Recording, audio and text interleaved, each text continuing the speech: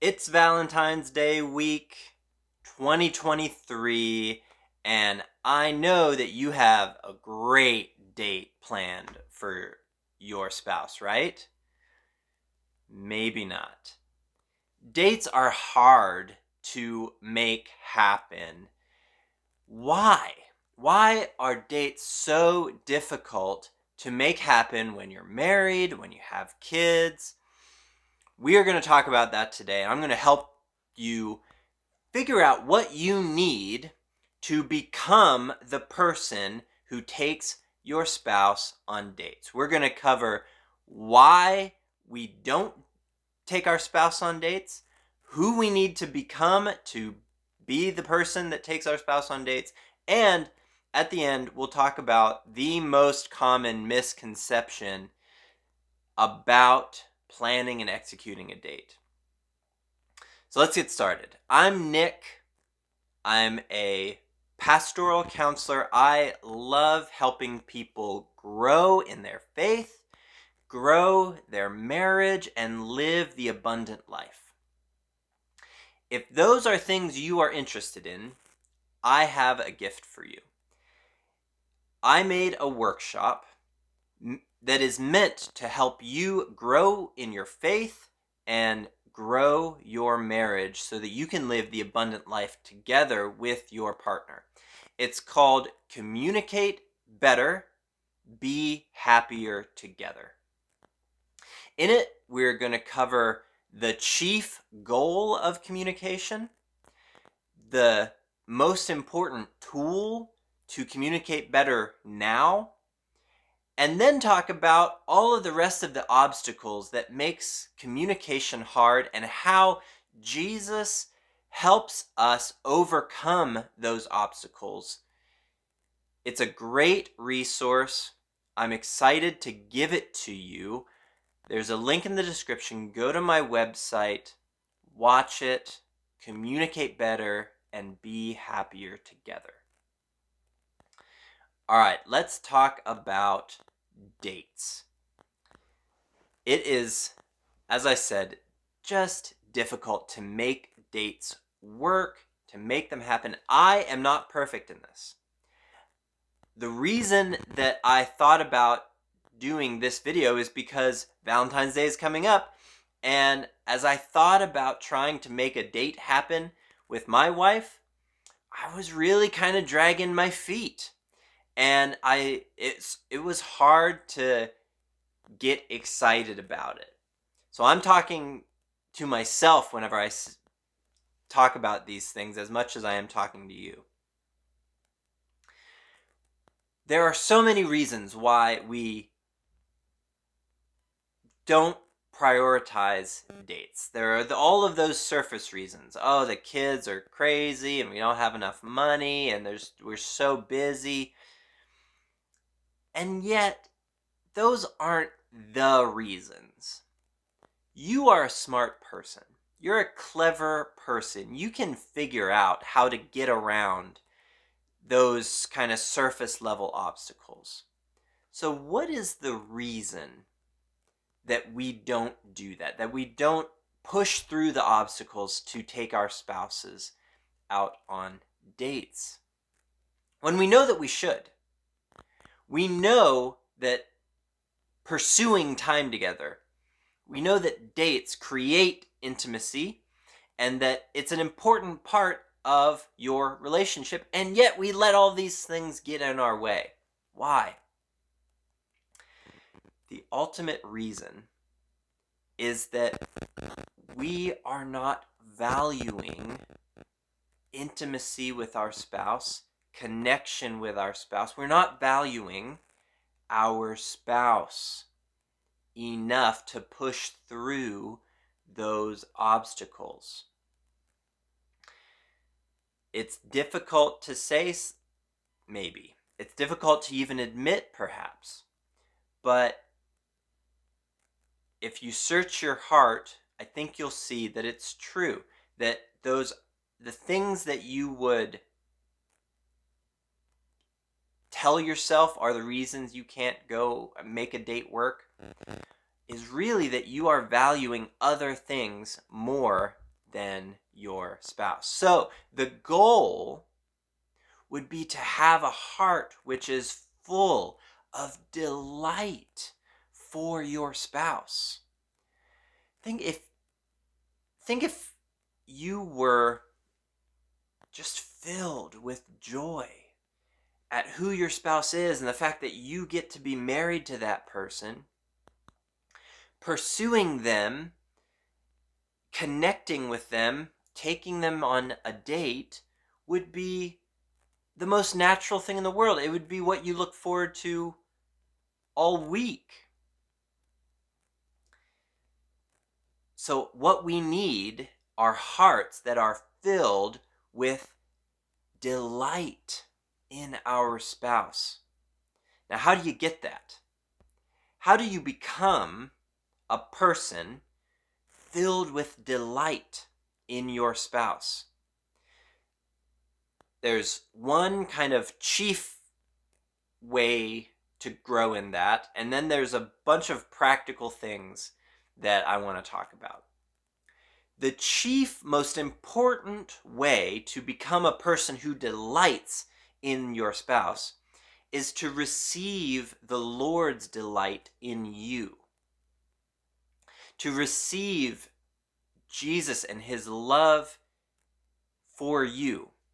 Now, either for the first time or as a believer that it's just hard to feel delighted in. And yet, from Scripture, we have all of this great declarations of the Lord's love for us. For example, Zephaniah 3:17 talks about the Lord singing and dancing over us with joy. When is the last time you really meditated on the Lord dancing and singing over you? He delights in you and in having a relationship with you. Meditate on that. Take it into your heart. You will be filled with delight for the Lord and for other people. The Holy Spirit will teach you how to receive the Lord's delight, and will teach you how to pour out that delight on others. Because delighting is infectious. When you receive the Lord's delight, you will pour out delight on others. Or think about Hebrews 12:2, where it says that for the joy set before Christ, he endured the cross. It was Christ's delight in us. It was his joy in the people he was saving that led him, motivated him to endure the cross. How much more, whenever we have received the Lord's delight in us, and we are filled with delight for our spouse, how much more can we endure whatever the difficulties are to take them on a date, to pursue intimacy with them, connection with them. That brings me to the practical side of things. Few ideas for you about how to grow in delight with your spouse. First, be thankful for the good.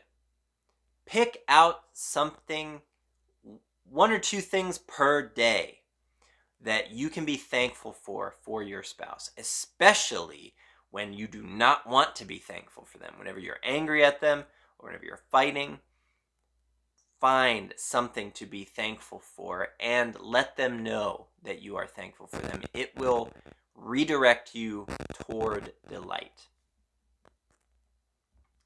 Maybe it's hard to delight in your spouse because you've been hurt by them and you're just angry at them.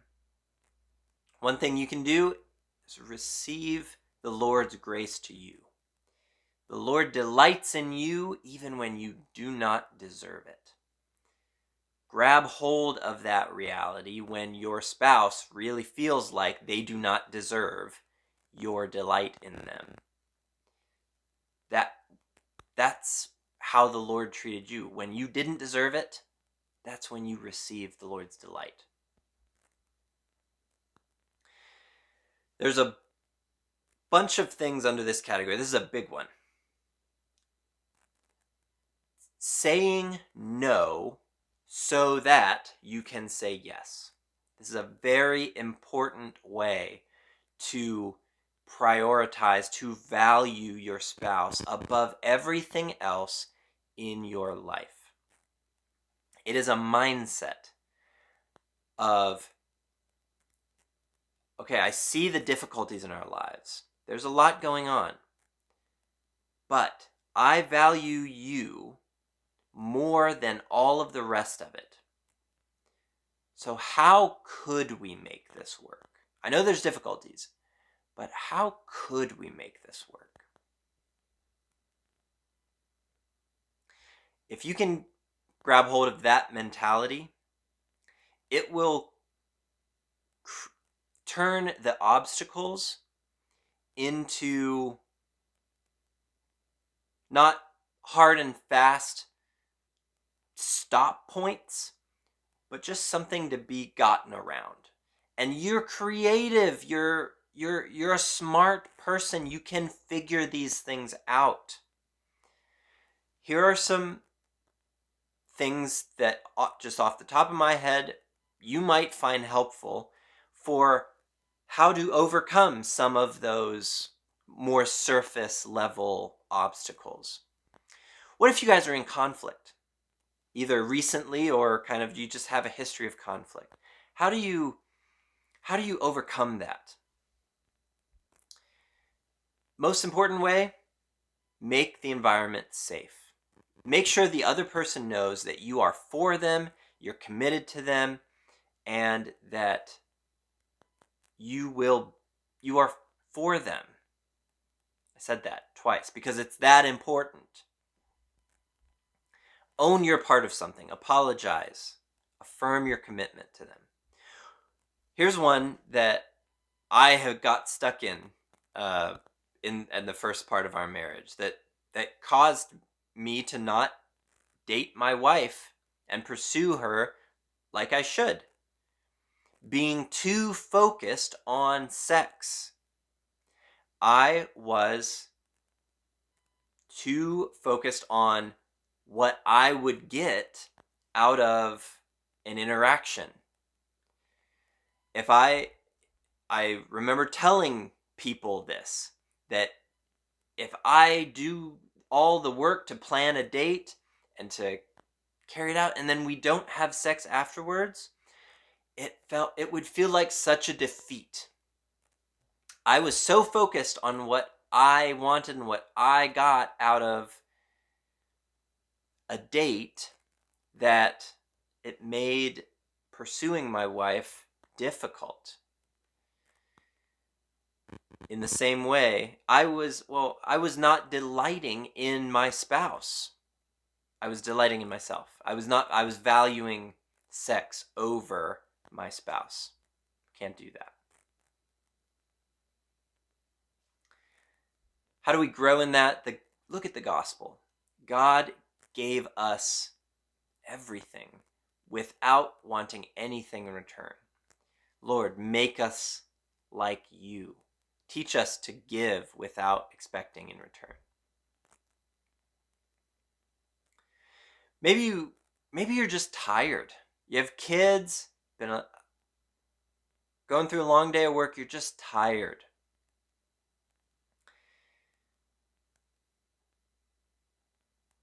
This is a very practical, important say no so that you can say yes type of thing.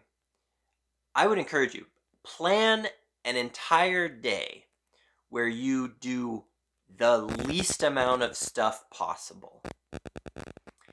Say no to everything else you possibly can so that you can say yes to the most important thing in your day, taking your spouse out on a date, pursuing them, and deepening your relationship. Maybe you still get to the end of the day and you just have no drive to go out.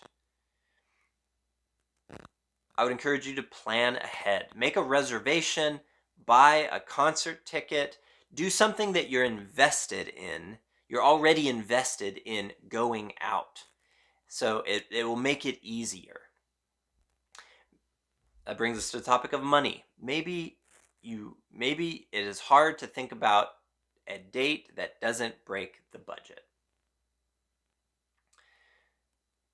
There are lots of date at home ideas. There are lots of YouTube videos and web content that is surrounding this idea of free dates, dates at home, cheap dates.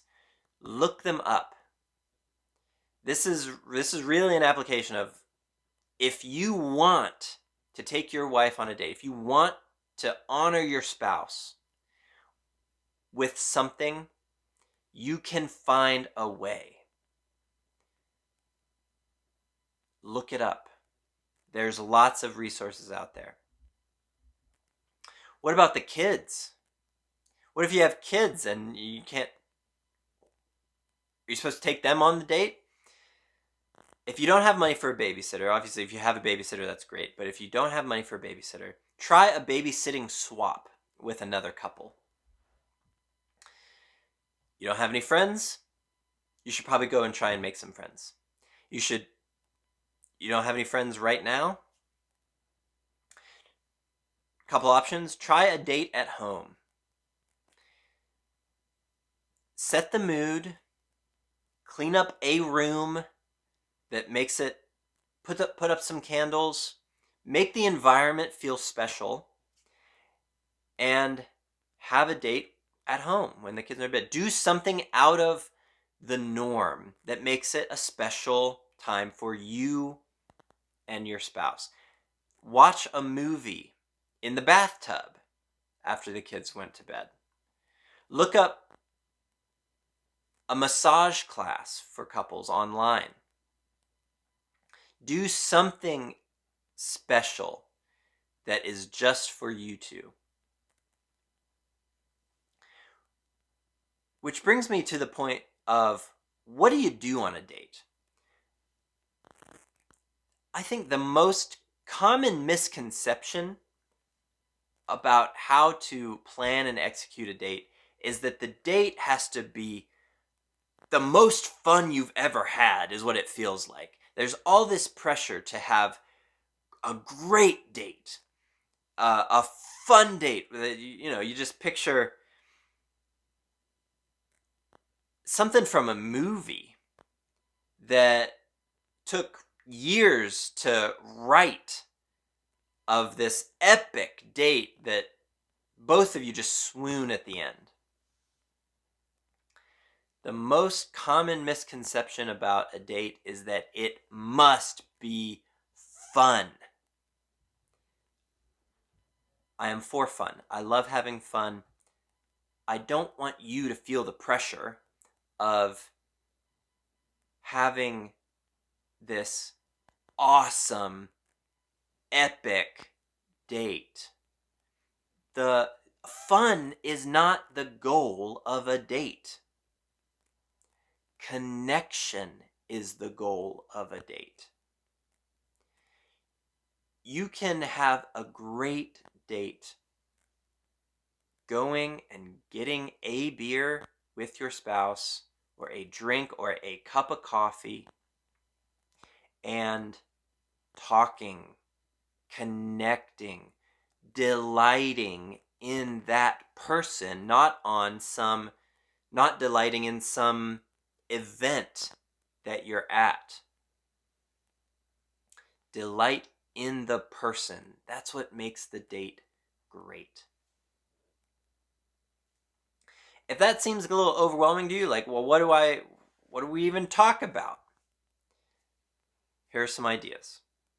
My wife and I have often used this thing that we got from a book called Save Your Marriage Before It Starts, where there's 5 or 6 categories that we kind of go back and forth and share something in that category. The categories are something you appreciate about the other person, something that's new, something that is a question only that person can answer, a complaint and a suggestion for that person, and a hope for the future. Go back and forth and share those things with each other. It'll be a great way to start the conversation. You could play truth or dare. The truth part of it will help you draw each other out and connect. The dare can be fun. If all of this seems too silly or too crazy, ask each other what the best or worst part of your day, week, month, year has been. And use that as an opportunity to connect, get to know each other. I hope you found this helpful. I hope that you will be encouraged and empowered to pursue becoming a person who delights in your spouse. I hope that you will receive the Lord's delight in you. He delights in us, and He wants us to pour out our delight on others.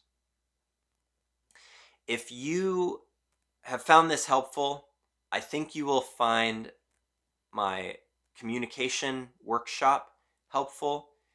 So go check it out at my website. Communicate better, be happier together, and I'm looking forward to talking with you again.